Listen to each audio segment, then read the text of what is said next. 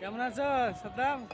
আলহামদুলিল্লাহ ভালো। আমরা বাবরি মসজিদে যেখানে ভিত স্থাপন হবে সেখানে আমরা আজকে দেখতে এসেছি।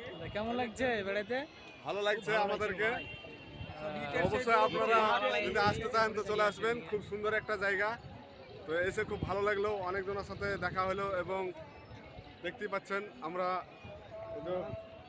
ইটের উপর দাঁড়িয়ে আছি, অনেকগুলো ইট লোকে দিয়েছে। তো আপনারা পারলে 2-4 খান করে নিয়ে আসবেন। ঠিক আছে।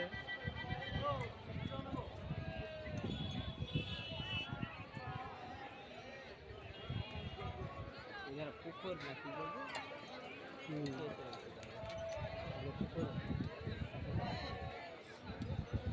ভালো হয়ে যাবে।